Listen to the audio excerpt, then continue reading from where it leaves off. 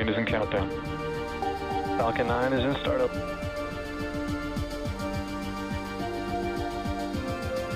Dragon, SpaceX, go for launch.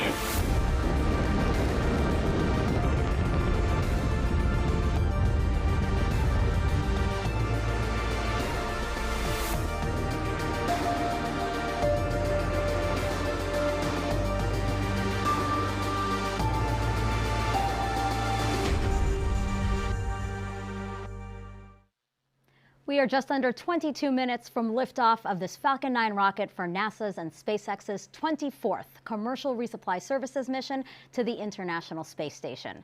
The Dragon spacecraft will fly about 6,500 pounds of science, supplies, and holiday treats for the astronauts on board. Happy holidays, everyone, and thank you for joining us for this live launch coverage of CRS-24. I'm Megan Cruz. Today's liftoff is scheduled for 5:07 a.m. Eastern Time from Launch Complex 39A here at Kennedy Space Center in Florida. And we are again simulcasting this live show on NASA TV and on SpaceX's webcast. So let's bring in Andy Tran now live from SpaceX's headquarters in Hawthorne, California. Good to see you, Andy. Yeah, good to see you too, Megan. It is great to be back covering today's mission in partnership with NASA. And as the year comes to an end, CRS-24 will be SpaceX's 31st and final mission of 2021, making it a record-breaking year for launches for us. What a way to end the year, Andy. And I see that you have a live view of the pad right now. Can you walk us through the different parts of Falcon 9 and Dragon? Yeah, absolutely. So our two-stage launch vehicle stands about 70 meters tall and when fully fueled holds just over 1 million pounds of propellant that the vehicle will burn through in less than 3 minutes after liftoff. The bottom two-thirds of the vehicle is the first stage. Its objective is to accelerate the vehicle through the Earth's atmosphere to space and then separate from the rest of the rocket. And while today's flight is going to be the first for this booster, Falcon 9 is designed to be reusable for the reliable and safe transport of people, payloads, and payloads into Earth orbit and beyond. And as usual, we are going to be attempting to recover the first stage on our drone ship. Just read the instructions. That's what you see on screen right now. Above the first stage is the second stage. It has a single Merlin vacuum engine which ignites after the first stage separates. The second stage is what will carry Dragon to its intended orbit, allowing the spacecraft to eventually rendezvous with the International Space Station. And speaking of Dragon, it is sitting at the very, very top of the rocket. Dragon was designed from the beginning to be reused, and this version of Dragon is designed for up to 5 flights. Following a successful launch, this Dragon will dock itself to the International Space Station. It will join another Dragon capsule that's already attached, Capsule Endurance. This is the one that launched Crew 3 astronauts last month. So that was a quick rundown of our launch vehicles. I'll send it back to you, Megan. Thanks, Andy. And in addition to SpaceX, NASA teams both here in Florida and in Houston are monitoring this mission. Let's go to Joshua Santora here at Kennedy first. Joshua, you're listening in as the launch team considers things like weather and safety, right? That's exactly right, Megan. Yeah, a good morning to you and everybody watching. Santa Claus and his reindeer can get off the ground in any weather. Our launch vehicles have launch commit criteria. Unfortunately, we've been tracking, we are currently no-go on weather, but the great news is that we are trending towards being go here in just a few minutes. So we're hoping to hear that call on time for that liftoff that we have coming up in just about 18 minutes now. That's thanks to the folks at Space Launch Delta 45, specifically Launch Weather Officer Arlena Moses, providing that support for weather and range activities. For the countdown operations, fueling on the first stage began at T-minus 35 minutes, and the second stage will begin fueling in just about 2 minutes at T-minus 16 minutes. That's all ahead of liftoff, scheduled for 5:07:08 Eastern Time this morning. That's so precise because we have a single second to launch and rendezvous with the space station tomorrow morning. That autonomous docking that Andy mentioned is scheduled for 4:30 a.m. Eastern Time, with coverage beginning at 3 a.m. Eastern Time. For more on space station operations, I'm going to send you out now to the Johnson Space Center in Houston, Texas, where Shaniqua Vereen is standing by in mission control.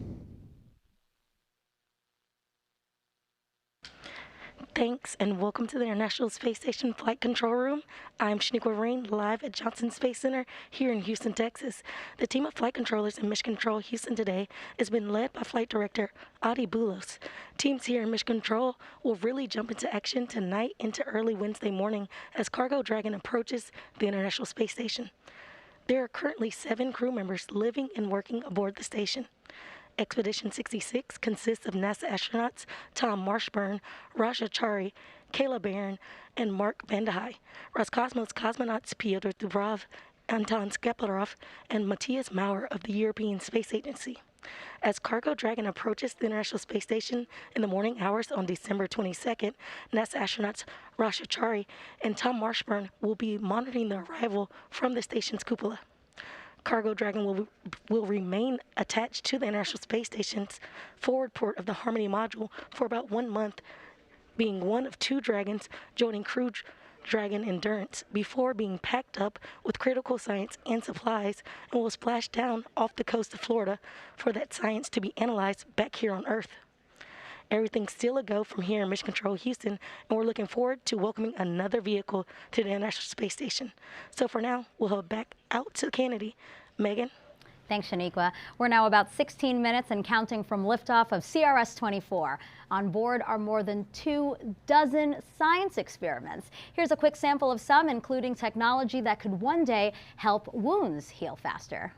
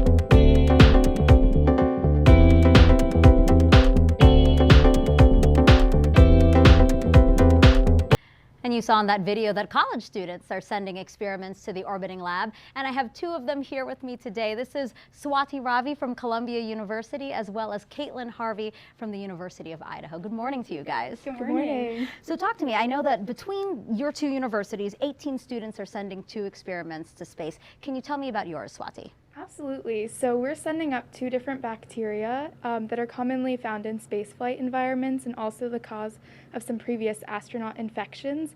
And we're really interested in studying how they interact with each other and also how their antibiotic resistance changes in space. Oh, really interesting. And Caitlin, what about you? Yeah, so for our experiment, we're looking at how effective different bacterial-resistant polymer coatings are on high contact surfaces in microgravity, because we already know how they behave on Earth, so we want to compare those. Yeah, it sounds like both of your experiments have to do with studying how bacteria grows in space. Why is it that you guys wanted to hone in on that? Yes, so bacterial resistance is a real problem both in space and here on Earth, and so for us it's important to study bacteria because for long-term future space flight, it's important that we keep astronauts safe and healthy. And even here on Earth, the World Health Organization has flagged antibiotic resistance as a really important challenge for us to solve. Right, yeah, and you hit the nail on the head, you know, as these missions get longer and longer when we think about Mars. So, and you know, this is all possible through NASA's Student Payload Opportunity with Citizen Science, or SPOX program. Can you tell us what you think about the fact that NASA is investing in STEM and creating this opportunity for you guys? Yeah, I mean, I think it's an excellent incredible opportunity, honestly, once in a lifetime. It's such an inspiring way to just get ourselves involved in STEM as well as all the people watching us along through our journey. So it's truly an inspiration, and I think an excellent way to get our generation involved in STEM moving forward. That's great. And then very quickly, what is it that you hope to learn from this experiment? Yes, from our both experiments. We're hoping to learn what kinds of antibiotics are best for us to use with astronauts so that we can most effectively treat their infections. And Kayla? We're just looking at potentially reducing the contact risk of exposing yourself to bacteria. So learning how these polymer coatings work in different environments and then applying that to reduce bacterial infections. That's great. Good luck, guys. Thank you so much for joining us, and congratulations to have this opportunity even. Thank you. Thank you so much. And now let's kick it back over to Andy. Andy, CRS-24 is the final launch in a very, very busy year for you guys. Yeah, as the year comes to an end, today is going to be marking the 31st launch of 2021 for SpaceX and the 5th flight of Dragon to the International Space Station this year, following the launches of Crew 2, Crew 3, and Cargo Resupply Missions 22 and 23. It's the most launches, along with the most visits to the station we've ever attempted in a given year. To give a bit of history, Dragon has been flying for 11 years now and made its debut in 2012 as the first private spacecraft in history to visit the International Space Station. Since then, it's made 28 trips to and from the orbiting lab. Today, it's one of the few vehicles that can deliver significant cargo to the space station and the only vehicle that can deliver cargo from it. Falcon 9 and Dragon were both designed with reflight in mind, and the vehicle hardware is built to support multiple missions with minimal refurbishment in between. To date, 10 of our CRS missions have flown on reused Dragons. And while it's the second flight for Dragon today, having previously flown on CRS-22, it is the first flight for our booster. It is actually only the second time this year we've debuted a brand new Falcon 9 first stage. To date, we've reflown first stages 78 times, and that includes both the Falcon 9 and Falcon Heavy flights. And we're planning to recover this one on our drone ship. Just read the instructions. If successful today, it will mark the 100th successful recovery of an orbital class rocket. So we are just under T-minus 10 minutes and counting until liftoff of the Falcon 9 rocket and Dragon on the next resupply mission to the International Space Station. Back to you, Megan. Andy, thank you so much. Now NASA partners with the ISS National Lab to give others access to the orbiting laboratory. Check out this video to see which companies are flying experiments on this mission.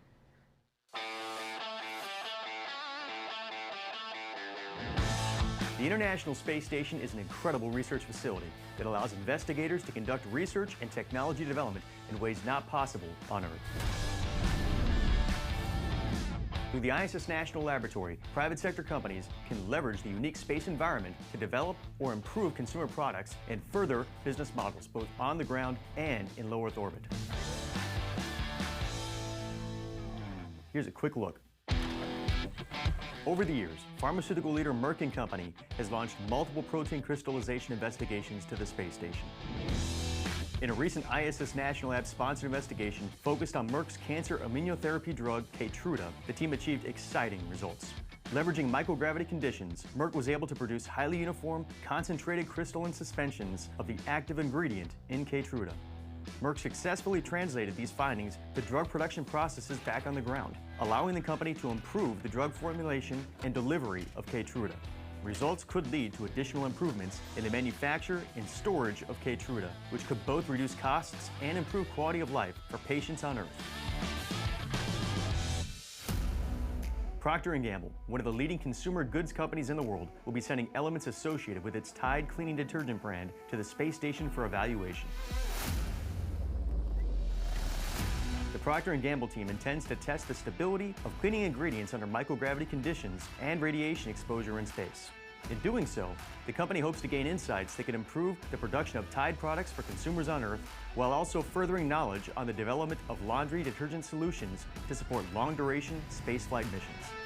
To learn more about all ISS National Lab sponsored payloads on this mission, go to issnationallab.org.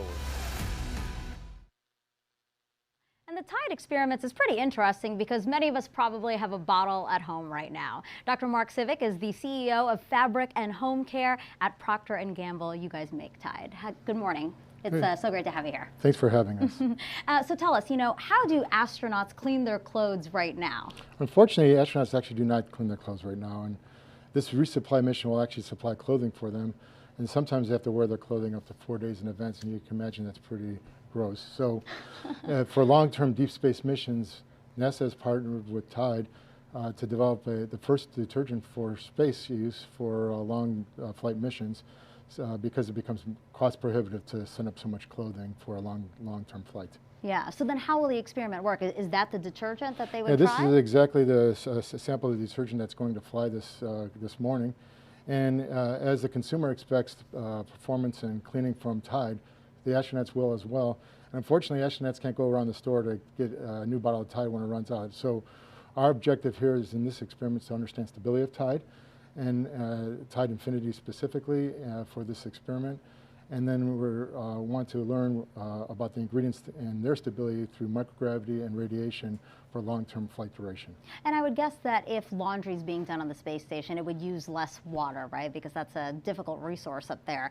Would that mean that what we learn from this experiment could mean less water usage for us here on Earth? That's what we plan to learn. We're using International Space Station as a surrogate for off-planet missions.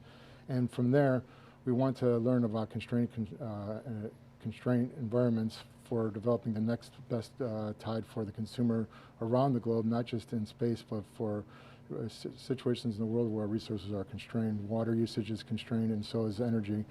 If we can get the consumer to use Tide Infinity in the future for future cleaning at lower wash temperatures, that'll help society in general. Mark, thank you so much. I can't wait to see what you guys uncover. Thank you. Thank you. But it's not just science that's flying to the space station. We, of course, send supplies like food to the crew, and they'll be getting some holiday treats on this flight. Things like roasted turkey, spicy green beans, smoked seafood and shellfish, and fruitcake to help them celebrate the holidays. They'll also be getting some presents. All right, we are now T-minus 5 minutes and counting. Let's bring back Andy and Joshua to walk us through the final moments of the countdown. Guys? Yeah, thanks, Megan. The SpaceX team is working no significant issues right now. We're continuing to monitor weather, although it is trending more and more towards green as we march towards T0. The range is also standing by to support. At this point, RP1 fuel is completely loaded on both stages.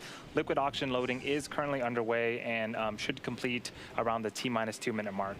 We're also loading helium gas into both stages. Falcon 9 uses helium as a pressurant to backfill the propellant tanks, as LOX and RP1 are consumed by the Merlin engines during ascent. Helium load began before the broadcast went live, and we'll continue to top that off as well until about a minute and a half before launch. Andy mentioned that liquid oxygen being loaded. It's super chilled liquid oxygen, and to make sure the engine startup goes well, they perform engine chill. This began at T-minus 7 minutes, and a small amount of that LOX is flowed through the Merlin engine's turbo pumps to avoid thermal shock to that system, to allow the full flow of super chilled liquid oxygen when the clock strikes 0. Dragon also began its startup sequence at T-minus 35 minutes when it coordinated timing with Falcon 9.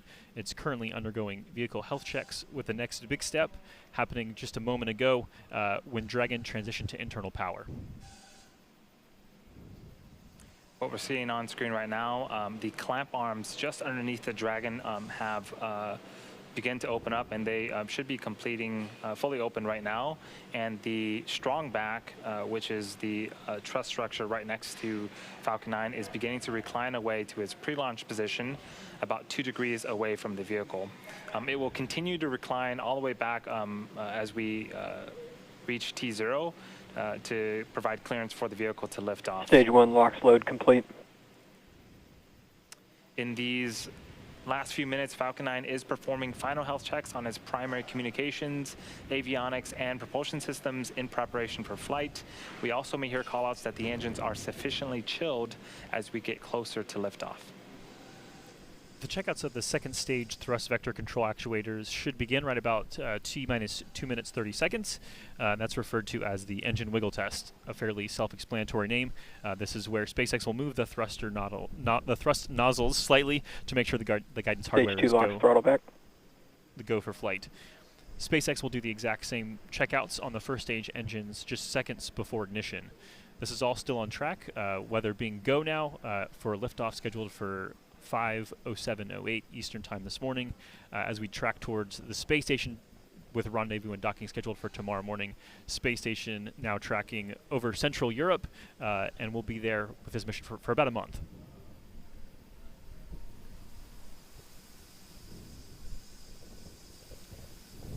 So at this point, we are wrapping up liquid oxygen loading. Once that is done, that is all of the propellant that will be loading onto the vehicles. And that is the call out right there. So all propellants are loaded onto the vehicle. Dragon is an auto idle. We're starting to have some white clouds building around the vehicle. That is condensed liquid oxygen. As that super chilled liquid oxygen reaches the warmer ambient air temperatures of Florida, it'll start to form those clouds. Normal and expected for us at this stage in the countdown. Ground gas Things continue to go smoothly as we march towards T0. At T-1 minutes, we'll get the Dragon transitioned to internal power call. The Falcon 9 computers will enter startup mode and begin final pre-launch checks, guiding the rocket through the last seconds before liftoff.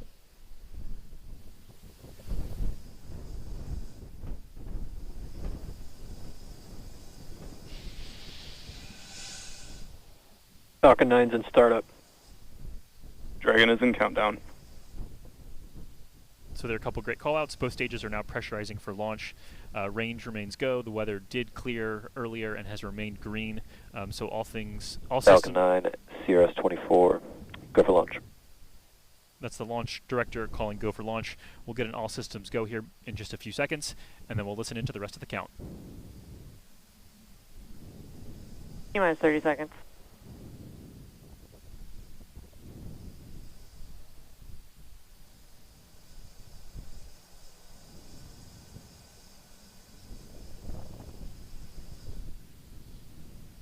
T-minus 15 seconds. 10, 9, 8, 7, 6, 5, 4, 3, 2, 1, 0. Ignition. Liftoff. Cargo Dragon soars with the final supply run in 2021 for the astronauts aboard the International Space Station.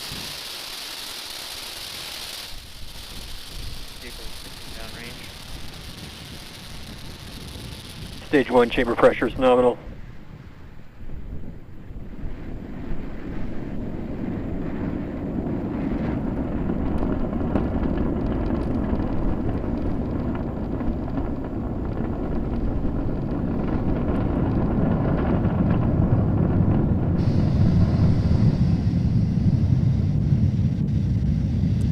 Plus 40 seconds into flight, Falcon 9 and Dragon have cleared the tower. You can see them passing through the cloud layers right now.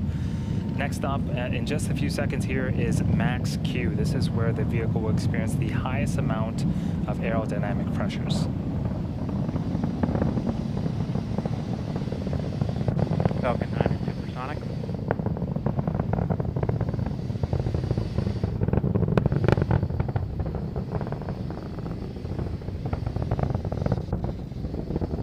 Max Q. And there's the call out for max Q. Through that period of high pressure on the vehicle, the engines on the first stage are now throttling back up as we continue to make our journey to orbit. Coming up in about a minute are 3 events in rapid succession. First up is main engine cutoff, also known as MECO, Engine chill followed has by started. stage separation, and then second engine start, also known as SES-1. Main engine cutoff is where all 9 engines on the first stage will shut off in preparation for the second event, stage separation. During stage separation, the first and second stages will separate from one another. The first stage makes its way back to the drone ship for a landing attempt, and the second stage will ignite its Merlin vacuum engine and continue to boost Dragon to low Earth orbit.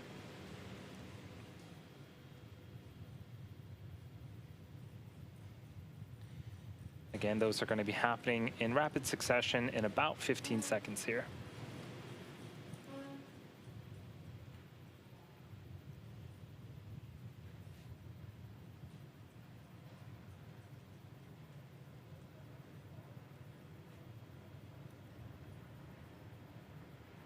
MECO. Stage separation confirmed.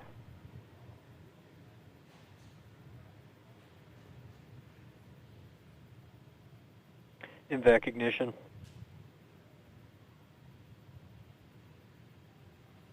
You heard the callouts. We see it on screen. Successful main engine cutoff, followed by successful stage separation, and then ignition of our Merlin vacuum engine. On the left-hand side of the screen, the first stage, again, it's making its way back to Earth, but it's still being illuminated by the second stage Merlin vacuum engine there. So if you are just joining us, you're watching a live webcast for the 24th Commercial Resupply Mission to the International Space Station for NASA. This is SpaceX's 31st mission for 2021 and the 5th Dragon flight to the International Space Station this year. Couple of views on screen. The right-hand side of the screen is a view of the Merlin vacuum engine on the second stage. The Dragon capsule carrying all of the wonderful holiday treats and science is on the opposite end of that engine. Again, that is continuing to run smoothly as it makes its way to orbit. On the left-hand side of the screen is the first stage. You'll notice some honeycomb-like structures. There's two of them on screen right now. Those are our hypersonic grid fins. They're positioned at the top of the first stage booster. There are four of them actually, and those will start to swivel and move around to make sure that they are guiding the first stage back to its targeted landing zone. For today's mission, it's going to be the drone ship Just Read the Instruction, which is parked in the Atlantic Ocean.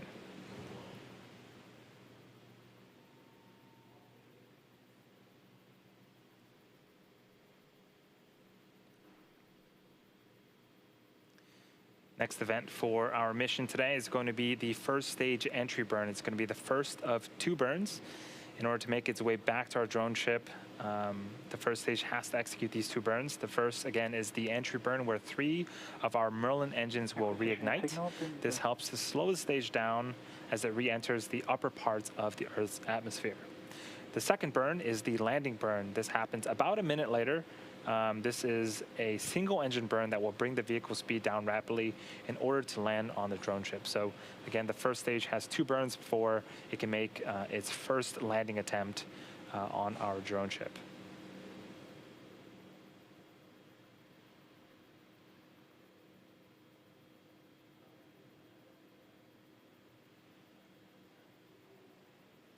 And as we wait for that event, you might be interested to know that in order to get into space, the rocket actually has to do more than go up. It actually has to go sideways really, really fast. At liftoff, gravity is pulling straight down on the rocket.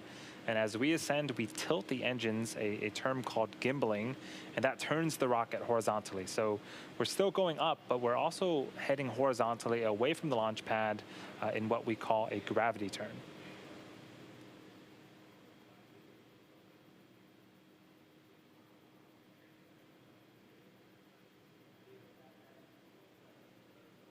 Stage 1 FTS is safe. Things continue to go smoothly for both the first and second stages. Again, the first stage entry burn follow nominal trajectory. should start in about 10 seconds.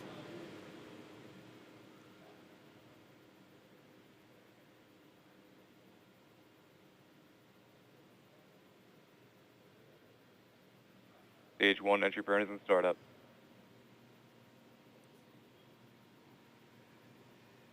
And there it is. 3 Merlin engines have reignited their engines and are now currently slowing down the first stage. This burn is expected to last about 30 seconds. And you can see the velocity on the bottom left-hand side of the screen. We're starting to decrease significantly. Stage 1 entry burn shutdown. So great news. That is burn 1 of 2 complete. The Falcon 9 first stage is also equipped with 4 landing legs made of state-of-the-art carbon fiber with aluminum honeycomb. They're placed around the base of the rocket and deployed just prior to landing. So we are about 60 seconds away from landing the vehicle, and we're traveling a significant velocity right now, and this really puts into perspective the deceleration that the first stage will experience. In less than the span of a minute, we'll reduce from twice the speed of a jet all the way down to 0 as the rocket lands.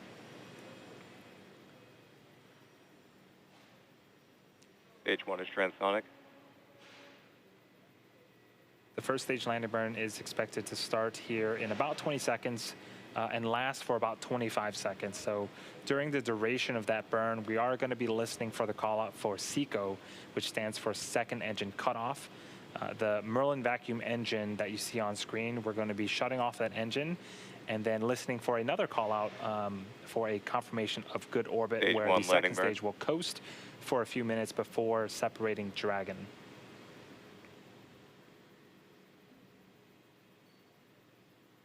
Stage 2 FTS is We don't safe. have views of the first stage right now. Oh, looks like we got it back.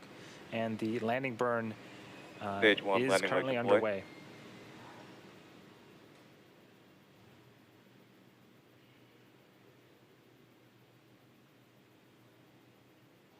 Invac shutdown. Stage 1 landing is confirmed. So hopefully we get some visuals. There it is. So this is the Nominal first orbit landing for this particular booster, but the 100th successful landing for an orbital class rocket. What a way to end off the year. We also heard that the second stage engine, the Merlin vacuum engine, successfully shut off its engine. And we're going to pause here to see if we can confirm a good orbit of the second stage. Expected loss of signal, Cape. Acquisition signal, Newfoundland.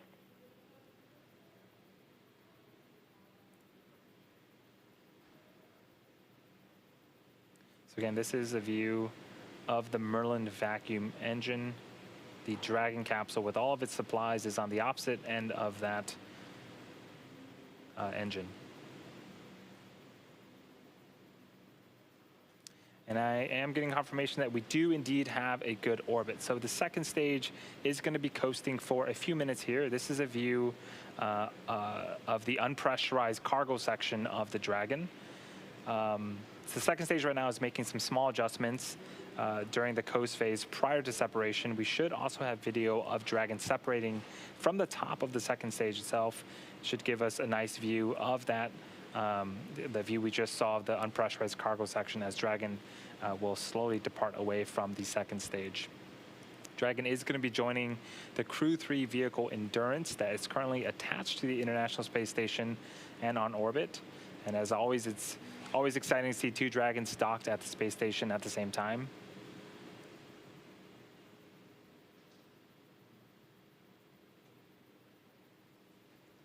Speaking of cargo, today we'll be delivering, as part of today's mission, we'll be delivering more than 6,500 pounds of science, research, crew supplies, and vehicle hardware to the orbiting lab and its crew. This includes all the science and supplies and holiday treats that we talked about earlier in the broadcast, and I'm sure the crew is looking forward to that. So we're just under a minute for Dragon to separate from the top of the second stage. Again, this is a cargo mission, so there is no crew aboard the Dragon as part of today's mission. And in fact, we will modify the vehicles slightly for these types of missions. So there are no seats, there are no life support systems. This saves weight. It also frees up some space for more cargo, and it also allows us to refurbish the Dragon a little bit quicker once it splashes back down to Earth in about a month.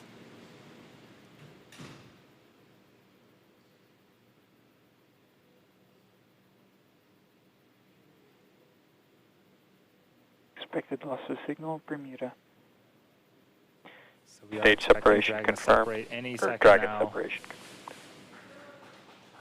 And there it goes. Again, this camera view is on the second stage, looking at the Dragon's unpressurized cargo section.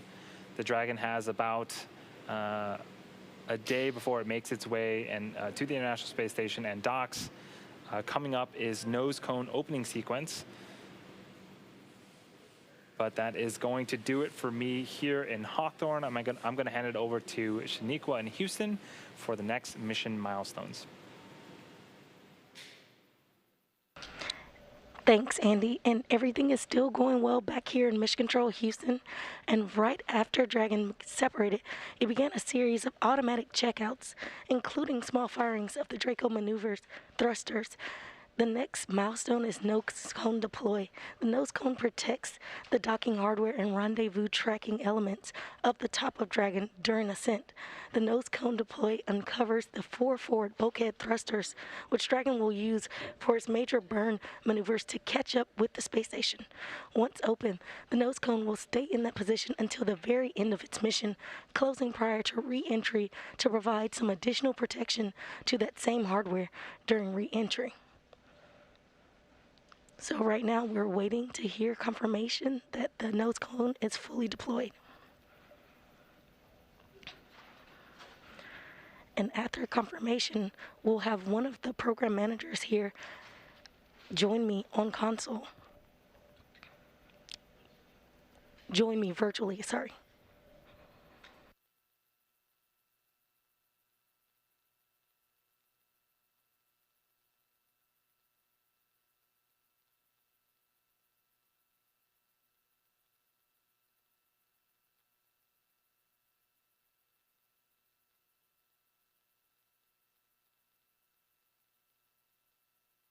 You're currently seeing live views of the International Space Station Flight Control Room. You currently see Flight Director Adi Boulos standing as we wait for that final confirmation of nose cone deploy.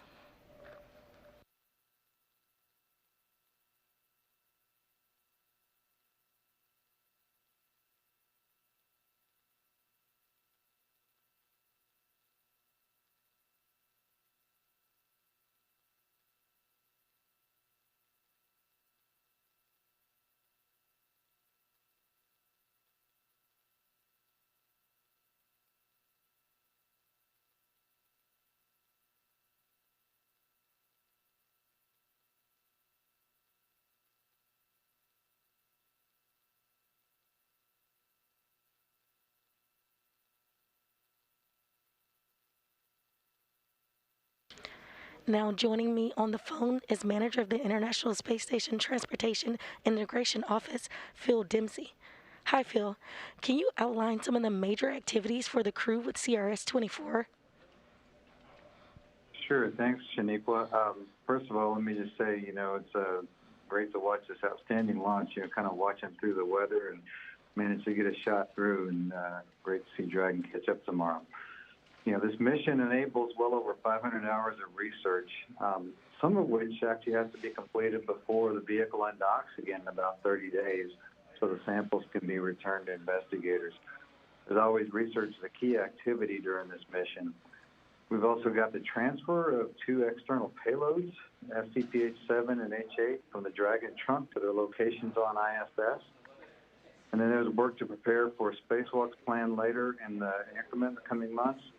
There's several maintenance activities with hardware showing up on this mission. And then we have a software transition plan. So, overall, a lot really going on during the 30 days or so that this CRS-24 is on to enable all of this work. That's awesome. Thank you, Phil. And of course, these resupply missions and deliver science, as you mentioned, hardware and other cargo to the station. But with these critical deliveries to the station, how important are they for the astronauts? You said over 500 research activities and experiments. How important is that for us to do on the International Space Station? Yeah, so these missions are absolutely critical. The International Space Station is operating for the purpose of doing research and technology demonstration. So, we've got over 24 different experiments going up on this. These 500-600 hours of crew time that it enables are key to what the astronauts are there for in the first place. And what's unique about these SpaceX missions is that we get the return science back down in about a month. So operation of these experiments around this full mission timeline is critical. In addition, we've got hardware going up, as you heard, which is critical to some of the maintenance activities. We've got some hardware that's going up to get one of our exercise devices, a new spare back in place for it, and some additional hardware for our EMUs, which are used for the spacewalks that we've got. But then there's also updated supplies for the crew. Of course, Christmas dinner, hopefully, and some Christmas presents for the crew, which is always a treat for them to get on these types of missions. So absolutely all of this is critical to keep the crew occupied doing what they're there for in the first place. Thanks, Phil. And we did have confirmation currently that the nose cone is deploying. It is opening currently, and I will confirm with you all when it is fully open. As always, Phil, it's a busy time aboard the International Space Station with cargo vehicles and crews coming and going. And, like you mentioned, the upgraded equipment, how complex will the next few months be for the International Space Station program and the global partnership? So, we're closing out what's been actually a really great, really busy year, and next year looks to be no different. In fact, it starts really tomorrow with our Russian partners following this launch with the undock of module. It's really cleanup from them installing their node module on the Russian segment. There are 3 Russian spacewalks planned for late January. We've got some U.S. spacewalks in February-March timeframe. And that's to get ready for the next set of upgraded solar arrays coming later in the year.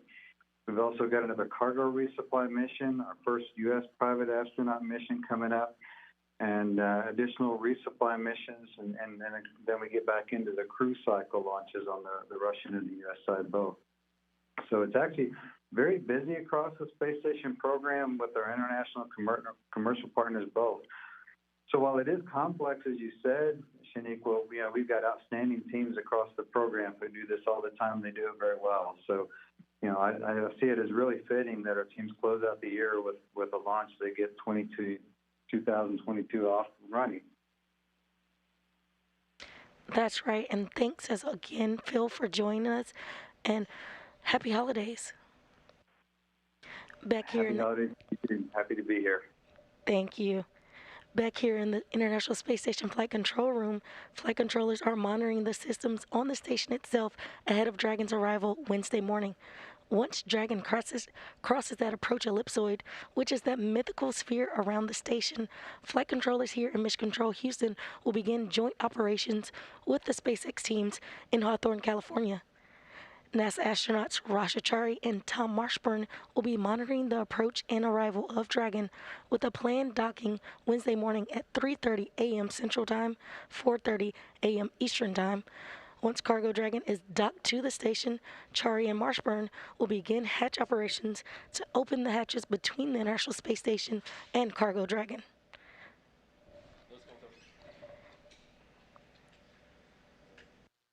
And with that, we have final confirmation that the nose cone is open. So with that, everything is still on track on the International Space Station side. So that'll do it for us here in Mission Control Houston. Happy holidays. And now heading over to Kennedy. Megan? And that's going to wrap up our launch coverage of SpaceX's 24th Commercial Resupply Services mission. Cargo Dragon, as you heard her say, is on course to dock to the International Space Station at about 4:30 a.m. Eastern Time tomorrow. We will have live coverage here on NASA TV, and that will begin at 3 a.m. In the meantime, you can learn even more about this mission on nasa.gov/commercial resupply. Thank you for joining us. We leave you with a replay of the launch. Happy holidays. T-minus 15 seconds. 10, 9, 8, 7, 6, 5, 4, 3, 2, 1, 0. Ignition. Liftoff. Cargo Dragon soars with the final supply run of 2021 to the astronauts aboard the International Space Station.